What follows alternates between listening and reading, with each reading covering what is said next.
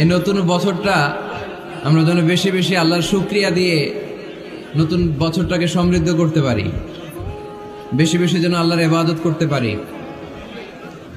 নতুন বছরে আমরা শপথ নেই আমরা যেন অন্তরে হিংসা লালন না করি, বিদ্বেষ লালন না করি, আমরা নিজেরা যেন কাদা ছোড়াছুরি না করি, আমরা যেন মিলেমিশে একসাথে একাকার হয়ে যাই। আল্লাহ তুমি কবুল করো, আমরা পড়ি আমিন। 60টা জিনিস মানুষ মরে যাওয়ার পরে তার কবরে পৌঁছতে থাকে।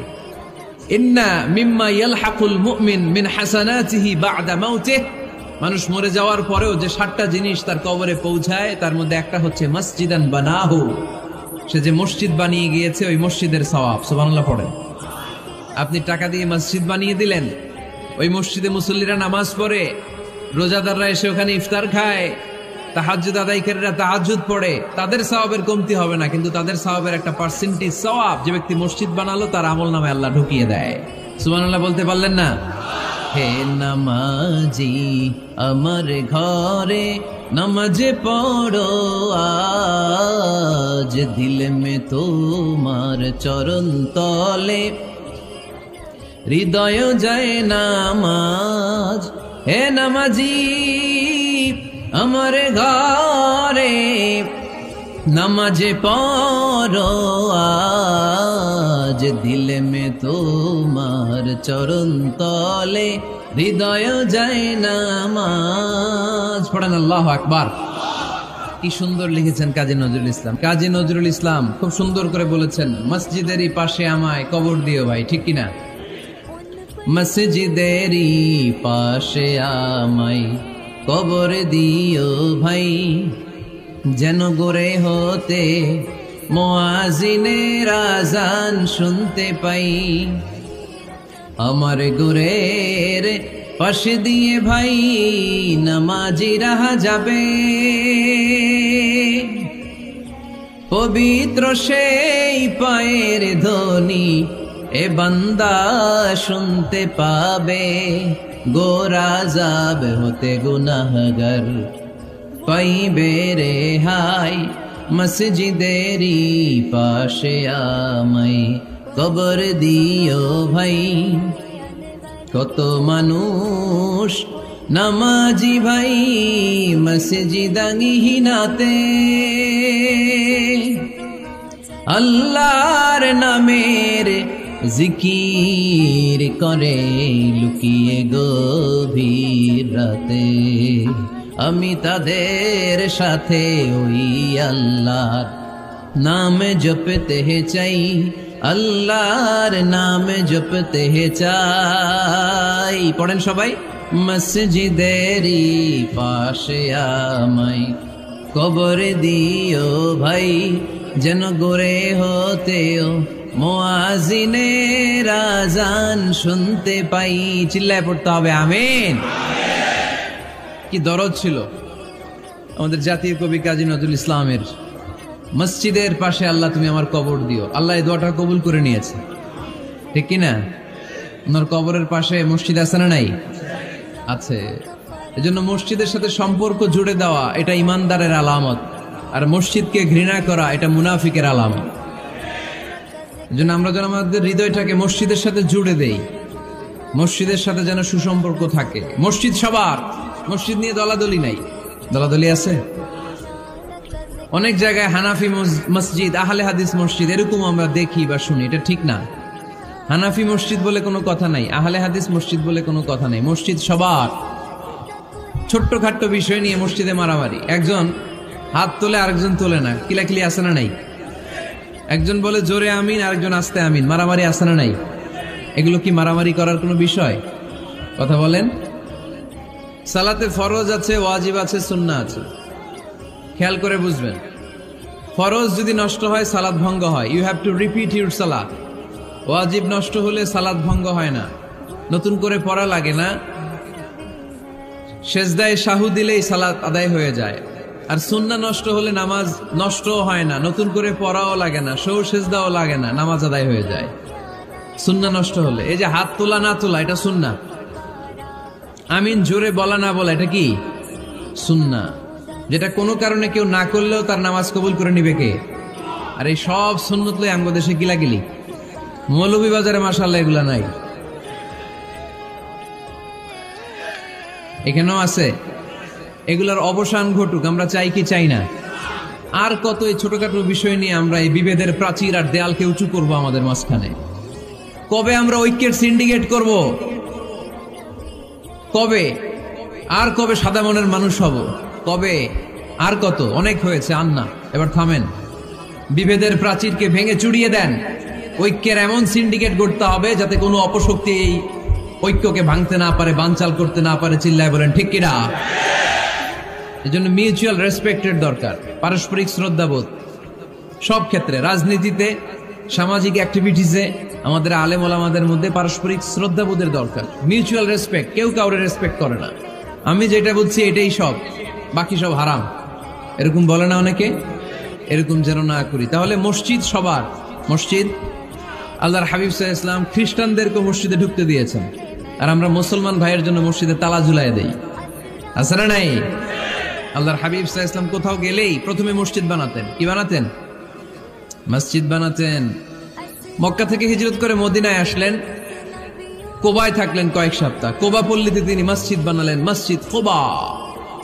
ওখানে প্রতি শনিবার কেউ যদি ওযু করে ওখানে যে 2 রাকাত নামাজ পড়ে, একটা কবুল উমরার সওয়াব আল্লাহ তাআলা তার আমলনামায় দিয়ে দেয়। মসজিদে কোবা বানালেন। তারপরে মদিনায় এসে মসজিদে নববী বানালেন আল্লাহর হাবিব সাল্লাল্লাহু আলাইহি ওয়াসাল্লাম, মসজিদে নববী। এটা ছিল আল্লাহ রাসূল সাল্লাল্লাহু আলাইহি ওয়াসাল্লামের বৈশিষ্ট্য। কোথাও গেলেই তিনি মসজিদ বানাতেন, মসজিদে নববী। হায় রে, এখন তো কত সুন্দর মসজিদ আমরা দেখি, আমরা যে সালাত পড়ি। আল্লাহর হাবিব সাল্লাল্লাহু আলাইহি সাল্লামের সময় মসজিদে নববী কি এরকম ছিল? কথা বলেন। ফ্লোর ছিল বালুর ফ্লোর। কিসের ফ্লোর? আমাদের মসজিদের ফ্লোর কিসের? টাইলস। আর আল্লাহ রাসূল সাল্লাল্লাহু আলাইহি ওয়াসাল্লামের মসজিদে নববীর ফ্লোর কিসের? কথা বলে না তো আওয়াজ করে উত্তর দেন না কেন? কষ্ট হচ্ছে? দুপুরে খাইছেন না সবাই? কেন খান নাই কেন? রোজা রাখছিলেন? হ্যাঁ,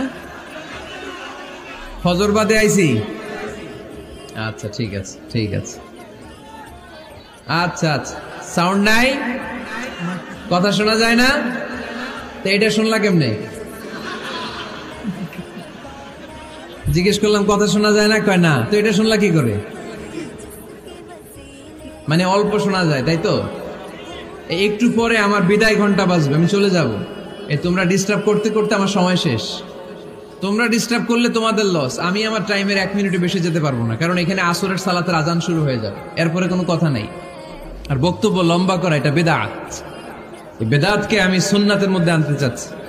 একটা সময়ে একেবারে কমায় নিয়ে আসবো। এত প্রোগ্রামও আমি করতে চাই না। আমি ঘোষণা দিয়েছি আগামী বছরে সারা বাংলাদেশে আমার প্রোগ্রাম হবে 50টা। কয়টা? 50টা। এরপরের বছর 30টা, এরপরের বছর 20টা। বিভাগীয় প্রোগ্রাম করলেই চলবে আমার। এক এক বিভাগে যে 2 দিন 3 দিন খালাস।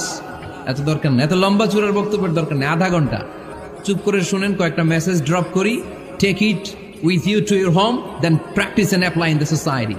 নিয়ে যান, আমল করেন, সমাজে কাজে লাগান। সমাজটা আলোকিত করে দিবে কে? খুতাবুকুম তাবিলা সালাওয়াতুকুম কাসীরা।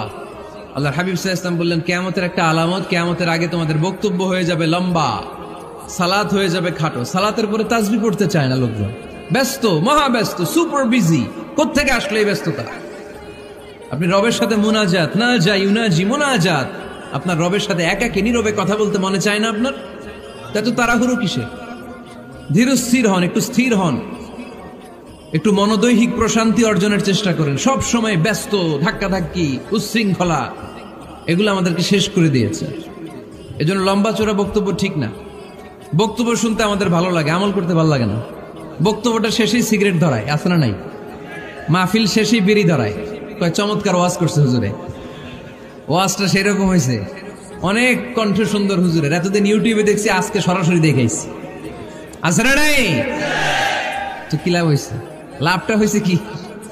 এই যে মাহফিল শেষে বিড়িটা ধরাইলেন আর গেলেন, কোনো লাভ হয় নাই। এগুলো থেকে বেরিয়ে আসতে হবে। বছরের পর বছর আমাদেরকে শিখানো হয়েছে একভাবে, কেউ এই পরিবর্তনের আওয়াজ তোলে নাই। আওয়াজ আপনাকে তুলতে হবে।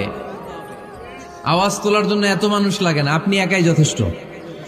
আপনি দাঁড়ান না সামনে, দেখবেন আপনার সামনে কেউ টিকে থাকতে পারবে না, ঠিক কিনা?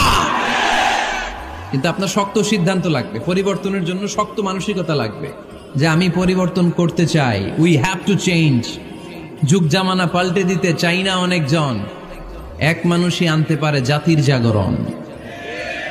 এক মানুষই বিপদকালে বাঁচায় কাফেলায়, ক্ষুদ্র ডিঙ্গি বাঁচায় জাহাজ অসীম দরিয়ায়। এজন্য আপনার শক্ত সিদ্ধান্ত পারে আপনার মৌলভীবাজারটাকে দেশের শ্রেষ্ঠ জেলা, শ্রেষ্ঠ থানা হিসেবে আল্লাহর কাছে কবুল করতে, ঠিক কিনা? এজন্য লম্বা চূড়া আলোচনা ঠিক না। ছোটখাটো অল্প কয়েকটা মেসেজ নিয়ে যেতে পারলেই that's enough. One of the minor sign before the day of judgment, your Islamic lectures will be very longer and your salah 5 times a day will be shorter. কিয়ামতের আগে বক্তব্য লম্বা, নামাজ খাটো, তাসবিহ পড়ে না, ব্যস্ত, মহাব্যস্ত। এই মহাব্যস্ততা ছাড়েন, কোরআন সুন্নাহর দিকে ফিরে আসেন। বরকত দিবে কে? বিশ্বনবীর মসজিদে নববীর ফ্লোর বালুর ফ্লোর ছিল, আমাদের ফ্লোর টাইলস। আল্লাহর হাবিব সাল্লাল্লাহু আলাইহি ওয়াসাল্লামের মসজিদে বালি নিচে, এই বালিতেই নামাজ পড়তেন। বৃষ্টি হলে কাদামাটি হয়ে যেত, কাদামাটিতেই সেজদা করতেন। সেজদা করলে কাদার মাটি আল্লাহর হাবিব সাল্লাল্লাহু আলাইহি ওয়াসাল্লামের নাকে আর কপালে লেগে যেত। তিনি সালাম ফিরিয়ে সাহাবাদের দিকে মুখ ফিরিয়ে বসলে দেখতেন প্রতিটা সাহাবীর নাকে আর কপালে কাদার মাটি মিশে আছে। তার মানে প্রিয় নবী সাল্লাল্লাহু আলাইহি ওয়াসাল্লামের মসজিদে নববী ছিল কাঁচা, কিন্তু মুসল্লি ছিল পাকা। আমাদের মসজিদগুলা হয়েছে পাকা, কিন্তু মুসল্লি কাঁচা, ঠিক কিনা? ফজরের সালাতে মানুষ নাই। ইমাম সাহেব আছেন কে কে এলাকায়? দেখি ইমাম, মসজিদের ইমাম, মাশাআল্লাহ। আপনাদের এইখানে ওই মসজিদে ফজরের নামাজে কয় কাতার হয়? 5 জন 6 জন। কেনে এত কম? কেনে? হ্যাঁ, আসে না, আসতে চায় না লোকজন। তো এই যে 5-6 জন ফজরের সালাতে, কল্পনা করতে পারেন ফজরের সালাতে এত কম লোক? ফজরের জামাতে লোক যায় না, এটা একটা মহামারী। যেদিন ফজরের জামাতের দৃশ্য আর জুমার নামাজের দৃশ্য একরকম হয়ে যাবে, ওই দিনই বাংলাদেশে ইসলাম কায়েম হয়ে যাবে। এখন স্লোগান তুলে বিপ্লব, বিপ্লব, ইসলামী বিপ্লব। আর ফজরের সময় আমি কম্বলের ভিতরে, আছে না নাই? কোনো বিপ্লব হবে না। ফজরের নামাজ জামাতে পড়ুন, সকালটারে বরকতময় করে দিবে কে? আল্লাহর হাবিব সাল্লাল্লাহু আলাইহি ওয়াসাল্লামের মসজিদ ছিল সবার জন্য উন্মুক্ত, এখানে সবাই আসতে পারত। এজন্য মসজিদ হবে সবার। আমরা মসজিদের আবাদকারী হতে চাই। এজন্য রাব্বুল আলামিন বলেন, ইন্নামা ইয়া'মুরু মাসাজিদাল্লাহি মান আমানা বিল্লাহি ওয়াল ইয়াউমিল আখির وأقام الصلاة وآتى الزكاة ولم يخش إلا الله فعسى أولئك أن يكونوا من المهتدين سبحان الله পড়েন। রব্বুল আলামিন বললেন মসজিদের আবাদকারী হবে তারা যারা আল্লাহর প্রতি ঈমান আনে, আখিরাতের প্রতি ঈমান আনে, যারা সালাত কায়েম করে, যারা যাকাত আদায় করে, যারা দুনিয়ার কাউকে ভয় পায় না, ভয় পায় একজনকে, চিল্লায় বলেন তিনি কে? যাদের হৃদয়ে আছে আল্লাহর ভয়, তারা কবু পথ ভুলে যায় না। আল্লাহর প্রেম ছাড়া এই দুনিয়া কারো কাছে কোনো কিছু চায় না, ঠিক কিনা?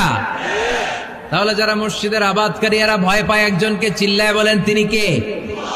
মসজিদের আবাদকারীদের প্রথম গুণ, তারা আল্লাহ বিশ্বাস করে, তারা আখিরাতে বিশ্বাস করে, তারা সালাত কায়েম করে, তারা যাকাত আদায় করে, তারা আল্লাহ ছাড়া পৃথিবীর কাউরে ভয় পায় না। আল্লাহ বলেন ফাআসা উলাইকা আইয়াকুনু মিনাল মুহতাদিন, আশা করা যায় তারাই হলো হেদায়েতের রাস্তার উপরে আছে, ঠিক কি না? তারাই মসজিদের আবাদকারী, যারা মসজিদে যায়, সালাত আদায় করে। এখন মসজিদের আবাদকারী আপনি হতে চান, আপনি মসজিদে যান না, আপনি আবাদকারী হতে পারবেন? মসজিদের অনেক সভাপতি আছে, মসজিদে যায় না, আছে না নাই? মৌলভীবাজারে এই সমস্যা বোধহয় নাই। মসজিদের সেক্রেটারি মসজিদে যায় না, আছে না নাই? তাহলে হইলো, এটা হইলো, এটা মেনে নেওয়া যায়? এজন্য সভাপতি সাহেবরা, আপনি কষ্ট করে মসজিদ বানিয়েছেন, মসজিদে যাবেন। সভাপতি সাহেব, আপনি মসজিদে যাবেন। সেক্রেটারি সাহেব আপনি মসজিদে যাবেন, তাহলে আপনি সঠিক মসজিদের আবাদকারী হবেন, ঠিক কিনা? আমরা মসজিদের আবাদকারী হতে চাই, ইনশাআল্লাহ পড়েন। উমরানুল মাসাজিদ, মসজিদের আবাদ কি করে করতে হয়? মসজিদ আবাদ করার এক নাম্বার মাধ্যম হচ্ছে মসজিদ নির্মাণ করা। কি করা? নির্মাণ করা। খেয়াল করবেন, আল্লাহর হাবিব সাল্লাল্লাহু আলাইহি ওয়াসাল্লাম বলেছেন, মান বানা মসজিদান মিন মালিহি ফিদ দুনিয়া বানাল্লাহু লাহু বাইতান ফিল জান্নাহ। যে ব্যক্তি নিজের পকেটের টাকা খরচ করে দুনিয়াতে মসজিদ বানায়, আল্লাহ তাআলা তার জন্য জান্নাতে ঘর বানায়। 60টা জিনিস মানুষ মরে যাওয়ার পরে তার কবরে পৌঁছতে থাকে। ইন্না মিম্মা ইয়ালহাকুল মুমিন মিন হাসানাতিহি বা'দা মাউতিহি, মানুষ মরে যাওয়ার পরেও যে 60টা জিনিস তার কবরে পৌঁছায়, তার মধ্যে একটা হচ্ছে মসজিদান বানাহু, সে যে মসজিদ বানিয়ে গিয়েছে ওই মসজিদের সওয়াব। সুবহানাল্লাহ পড়েন। আপনি টাকা দিয়ে মসজিদ বানিয়ে দিলেন, ওই মসজিদে মুসল্লিরা নামাজ পড়ে, রোজাদাররা এসে ওখানে ইফতার খায়, তাহাজ্জুদ আদায়কারীরা তাহাজ্জুদ পড়ে, তাদের সওয়াবের কমতি হবে না, কিন্তু তাদের সওয়াবের একটা পার্সেন্টেজ সওয়াব যে ব্যক্তি মসজিদ বানালো তার আমল নামে আল্লাহ ঢুকিয়ে দেয়। এজন্য বেশি বেশি মসজিদ বানাতে রাজি আছেন তো? তাহলে মসজিদ আবাদ করার প্রথম মাধ্যম হচ্ছে মসজিদ বানানো। 2 নম্বর মাধ্যম হচ্ছে মসজিদে যে জামাতে সালাত আদায় করা। জামাতে সালাতুল জামাআ তাফদুলু সালাতাল ফাযযি বি27 দারাজা। ঘরে নামাজ পড়লে একা একা পড়লে যেই সওয়াব, জামাতে পড়লে 27 গুণ বেশি সওয়াব। সুবহানাল্লাহ বলতে পারলেন না? হে নামাজি আমার ঘরে নামাজ পড়ো আজ, দিল মে তোমার চরণ তলে হৃদয় যায় নামাজ। হে নামাজি আমার ঘরে নামাজ পড়ো আজ, দিল মে তোমার চরণ তলে হৃদয় যায় নামাজ। পড়েন আল্লাহু আকবার। কি সুন্দর লিখেছেন কাজী নজরুল ইসলাম। মসজিদ কেমন যেন মসজিদ তার নিজের ভাষায় আল্লাহর কাছে কেঁদে কেঁদে ফরিয়াদ জানায়, আল্লাহ নামাজিরা আমার ঘরে আসে না, কি সুন্দর টাইলস, কি সুন্দর মুসল্লা, কি সুন্দর এয়ার কন্ডিশন, সব আছে কিন্তু মুসল্লি নাই, ঠিক কিনা? মসজিদগুলো আল্লাহর কাছে ফরিয়াদ জানায়। এজন্য আমরা যেন মসজিদ মুখী হই। কি মুখী? আওয়াজ করে বলতে হবে, কি মুখী? মসজিদ মুখী। তাহলে মসজিদ আবাদের 1 নম্বর পদ্ধতি মসজিদ বানানো। 2 নম্বর মসজিদে বেশি বেশি যে জামাতে সালাত আদায় করা। 3 নম্বরে মসজিদের সাথে সম্পর্ক জুড়ে দেওয়া, হৃদয়টা যেন সবসময় মসজিদের সাথে লেগে থাকে। আল্লাহর হাবিব সাল্লাল্লাহু আলাইহি ওয়াসাল্লাম বললেন, সাবআতুন ইউযিল্লুহুমুল্লাহু ফি যিল্লি ইয়াওমা লা যিল্লা ইল্লা যিল্লু। 7 শ্রেণীর ব্যক্তিকে আল্লাহ তাআলা কিয়ামতের দিন আরশের নিচে ছায়া দিবে, যেদিন আল্লাহর আরশের ছায়া ছাড়া কোনো ছায়া পৃথিবীতে থাকবে না। সেই দিনটা কি এই দিনের মতো? কিয়ামতের দিনটা আজকের এই দিনের মতো হবে? 50,000 বছর হবে। এটা লেন্থ, এটা ডিউরেশন। কাআন সাফসাফা লা তারা ফিহা ইওয়াজা ওয়ালা আমতা, লেভেল প্লেইং ফিল্ড, তামার জমিন। একটু কল্পনা করেন তো ওই দিনটা কত ভয়ঙ্কর। বাবা ছেলেরে চিনবে না ওই দিন, ছেলে বাবারে চিনবে না, স্ত্রী স্বামীকে চিনবে না, স্বামী স্ত্রীকে চিনবে না, পীর সাহেব মুরিদ চিনবে না, মুরিদ পীর সাহেবকে চিনবে না, নেতা কর্মীকে চিনবে না, কর্মী নেতাকে চিনবে না। হায় হায়, ইয়া নাফসি ইয়া নাফসি বলে কাঁদবে। সূর্যটা মাথার কাছে চলে আসবে, সূর্যের তাপে মাথার মগজগুলো গলে গলে নাকের ছিদ্র আর কানের ছিদ্র দিয়ে টপ টপ করে বেয়ে বেয়ে পড়বে।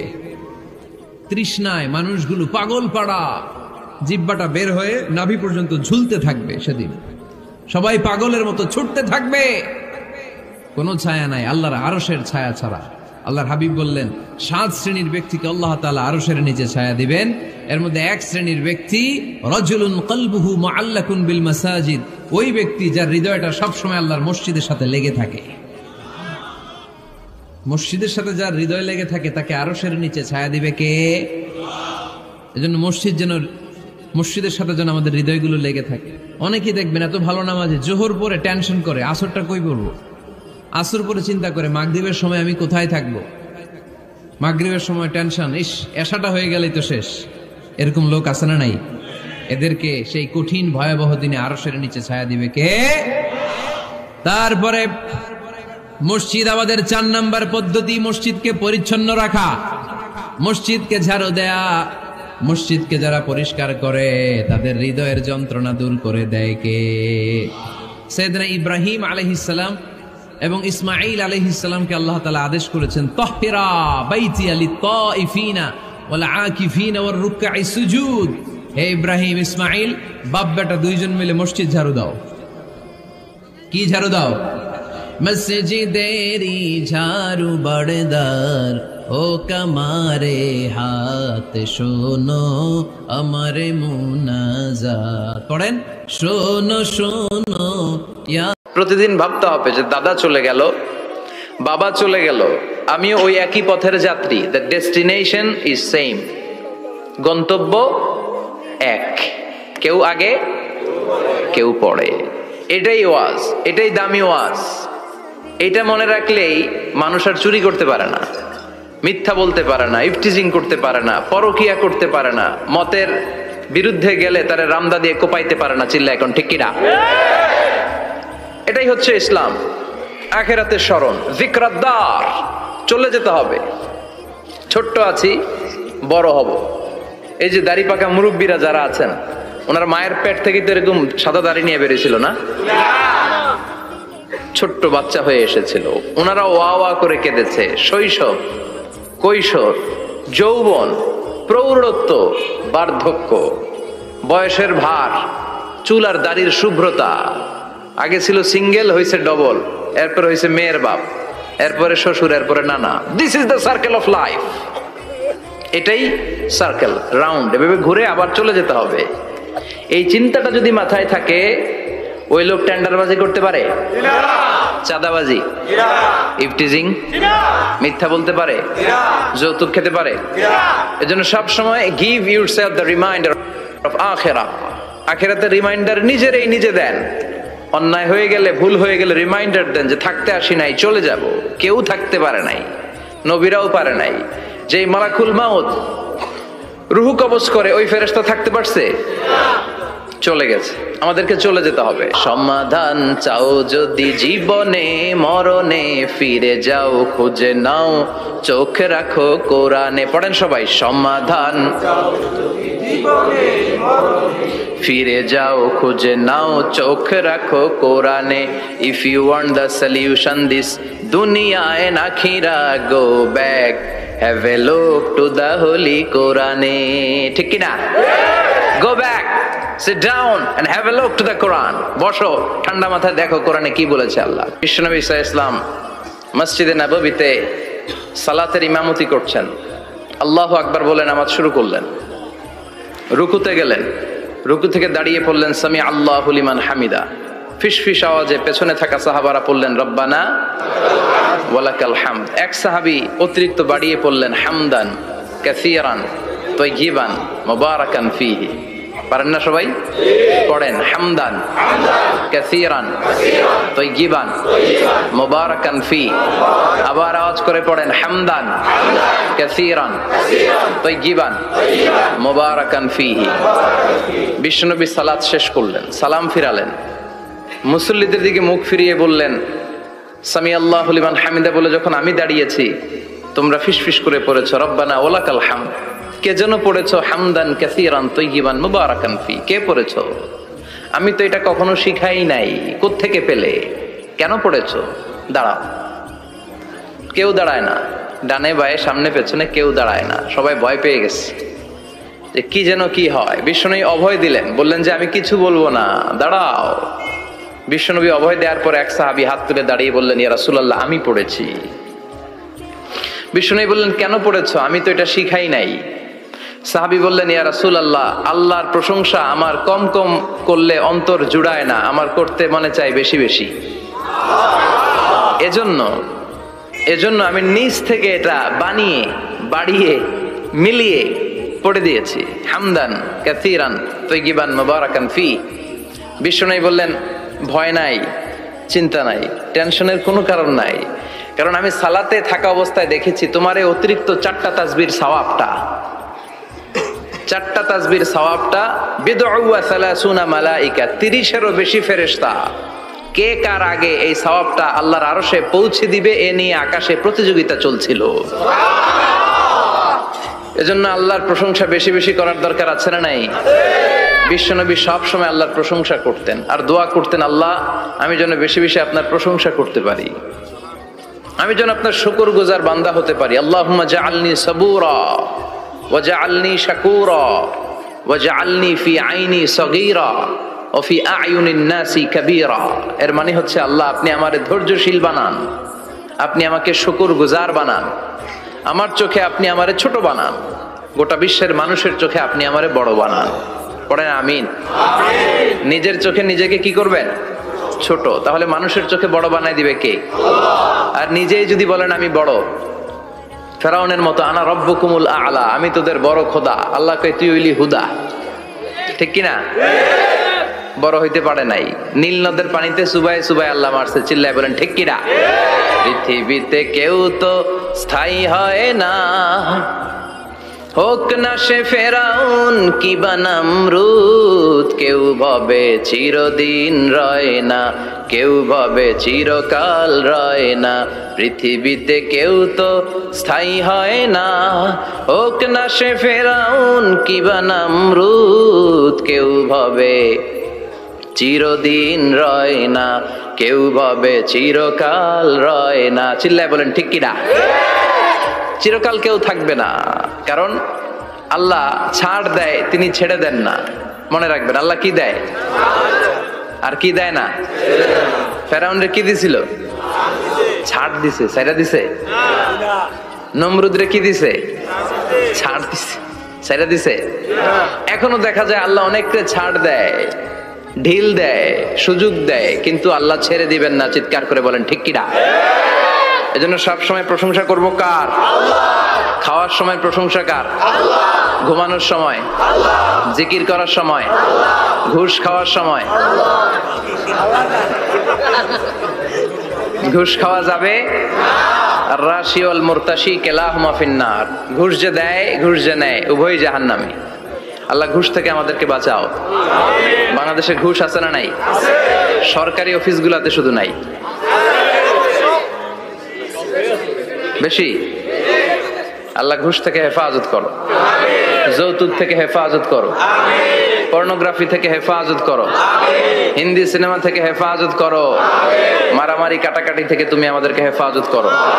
গোটা বাংলার জমিনে ঐক্য প্রতিষ্ঠা করার তৌফিক দাও। মদিনার সমাজ যেন আমাদের দেশে প্রতিষ্ঠিত হয়, আল্লাহ তুমি তৌফিক দাও। চিল্লায় পড়েন আমিন। এজন্য বিপদে আপদে মুমিন সব সময় প্রশংসা করে কার? আল্লাহর প্রশংসা করে শেষ করা যায়? যাবে? ওয়া ইন তাউদ্দু নি'মাতাল্লাহি লা তুহসুহা। আমার নেয়ামত যদি গুনতে শুরু করে দাও, গুনে শেষ করা যাবে না।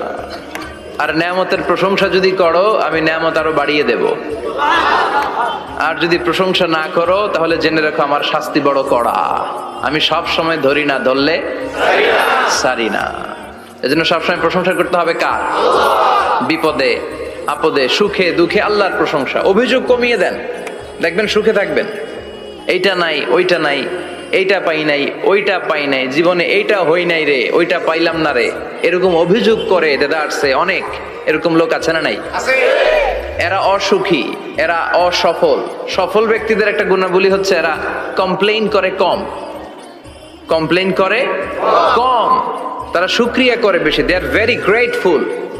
তারা শুকরিয়া করে বেশি। এটা পাই নাই, ওইটা পাই নাই, এগুলো বলবেন না। কারণ আপনি যেটা পাইয়া খুশি না, অনেকে এইটা পাওয়ার জন্য সংগ্রাম করে যাচ্ছে। আপনি এখন যেই জায়গাটাতে আছেন, এই জায়গাটাতে পৌঁছা অনেকে স্বপ্ন। আপনি এটা পেয়ে খুশি না, কিন্তু আপনার জায়গায় পৌঁছার জন্য অনেকে স্ট্রাগল করে যাচ্ছে, সংগ্রাম করে যাচ্ছে। আপনি যেই পজিশনে আছেন, শুধু এই পজিশনে আসাটাই অনেকের স্বপ্ন। তো শুকরিয়া করবেন না কেন? এজন্য সব সময় আমাদের বেশি বেশি শুকরিয়া করতে হবে কার? রব্বুল আলামিন বলেন, কুল লাউ কানাল বাহরু মিদাদান লিকালিমাতি রাব্বি লানাফিদাল বাহরু ক্বাবলা আন তানফাদা কালিমাতু রাব্বি ওয়ালাউ জিনা বিমিসলিহি মাদাদা। সাগরের জলকে কালি করে গাছের পাতাকে খাতা করে, তোমার মহিমা লেখা শেষ হবে না, যদিও লিখি প্রভু জীবন ভরে। সাগরের জলকে কালি করে, গাছের পাতাকে খাতা করে, তোমার মহিমা লেখা শেষ হবে না, যদিও লিখি প্রভু জীবন ভরে। সাগরের জলকে কালি করে, চিল্লায় বলেন ঠিক কিনা? সব সাগর মহাসাগরের জল যদি কালি হয়ে যায়, কি উপমা দিলেন আল্লাহ? সব সাগরের পানি যদি কালি হয়ে যায়, সব গাছের পাতাও যদি খাতা হয়ে যায়, আর সাগরের জল নামক কালি দিয়ে গাছের পাতা নামক খাতার উপরে যদি আমি আল্লাহর প্রশংসা তোমরা লিখতে শুরু করে দাও, সাগরের জল শেষ হয়ে যাবে, গাছের সব পাতাগুলো ফুরিয়ে যাবে, আমি আল্লাহর প্রশংসা করে শেষ করা যাবে না। সুবহানাল্লাহ বাড়িতে যায় বলবেন। সাগরের জল, চারটেখানে কথা। কয়টা সাগর দেখছেন আপনি? কয়টা সাগর ঘুরছেন? প্রশান্ত মহাসাগর দেখছেন আপনি? আটলান্টিক মহাসাগর দেখেছি আমরা? দেখি নাই। প্রশান্ত মহাসাগরের সবচেয়ে গভীর জায়গার নাম মারিয়ানা ট্রেঞ্চ। প্রায় 36,000 ফিট ওইটা ডেপথ, গভীরতা। কয় হাজার ফিট গভীর? আপনার বাড়ির যে পুকুর কয় হাত গভীর? হ্যাঁ, 36,000 ফিট। কেন ইমাজিন, কল্পনা করতে পারেন 36,000 ফিট গভীর এটা মারিয়ানা ট্রেঞ্চ, প্রশান্ত মহাসাগর। আর এই পৃথিবীর সবচেয়ে উঁচু যে পাহাড়টা, এটার নাম মাউন্ট এভারেস্ট। এটার উচ্চতা প্রায় অ্যাপ্রক্সিমেটলি রাউন্ড 29,000 ফিট। পাহাড়, পৃথিবীর সবচেয়ে উঁচু পর্বত শৃঙ্গ মাউন্ট এভারেস্ট 29,000 ফিট। আর পৃথিবীর সবচেয়ে গভীর সাগর, প্রশান্ত মহাসাগরের সবচেয়ে গভীর জায়গা মারিয়ানা ট্রেঞ্চ, ওইটা নাকি 36,000 ফিট। তাহলে ওই পাহাড়কে তুলে ধরে এনে প্রশান্ত মহাসাগরের সবচেয়ে গভীর জায়গা মারিয়ানা ট্রেঞ্চের উপর যদি ছেড়ে দেয়া হয়, পুরো পাহাড় ডুবে যাবে। সুবহানাল্লাহ নাই? পুরো পাহাড় ডুবে যাবে, উপরে পানি থেকে যাবে প্রায় 7,000 ফিট। আল্লাহু আকবার। এই পৃথিবীর দ্বিতীয় গভীরতম সাগরের নাম আটলান্টিক মহাসাগর। এই সাগরের সবচেয়ে গভীর জায়গার নাম হচ্ছে পুয়ের্টো। এই পুয়ের্টো গভীরতা প্রায় 33,000 ফিট। কত? আর সবচেয়ে বড় পাহাড় 29,000 ফিট। তো এই সাগরেও যদি বড় পাহাড়টা, পৃথিবীর সবচেয়ে উঁচুতম পর্বত শৃঙ্গকে এনে ছেড়ে দেয়া হয়, পুরো পাহাড় পানিতে তলিয়ে তো যাবেই, এর উপরে আরো পানি থেকে যাবে 4,000 ফিট। সাগর, মহাসাগর, পানি বেশি না কম? জোরে বলেন। কি বিশাল আটলান্টিক মহাসাগর! লম্বায় তো অনেক বড়, আড়াআড়ি ভাবে এটারে ক্রস করে অনেক প্লেন, অনেক বিমান। আগে কনকর্ড ক্রস করতো হিথ্রো এয়ারপোর্ট থেকে জন এফ কেনেডি এয়ারপোর্টে ল্যান্ড করার জন্য। ঘন্টায় 1000 মাইল বেগে ছুটতো এই প্লেনগুলো। তারপরেও আড়াআড়ি ভাবে, লম্বায় না, আড়াআড়ি ভাবে আটলান্টিক মহাসাগরকে ক্রস করতে 3-4 ঘন্টা লেগে যেত। প্লেন যদি ঘন্টায় চলে 1000 মাইল বেগে, আর আটলান্টিক মহাসাগরের পাশ যেটা প্রশস্ত, এটা ক্রস করতে যদি 3 ঘন্টা লাগে, তাহলে পাশে কয় হাজার কিলোমিটার? 3000 কিলোমিটার। সুবহানাল্লাহ কইবেন না? এত বিশাল বিশাল সাগর। সাগর কি, মহাসাগর কি এই দুইটা, যে প্রশান্ত আর আটলান্টিক? না, ভারত মহাসাগর, উত্তর মহাসাগর, দক্ষিণ মহাসাগর, বঙ্গোপসাগর, কৃষ্ণ সাগর, ভূমধ্য সাগর, লোহিত সাগর, চায়না সাগর, শত শত সাগরে ভরপুর মহাবিশ্ব। এই সব সাগরের পানি যদি কালি হয়ে যায়, কি হয়ে যায়?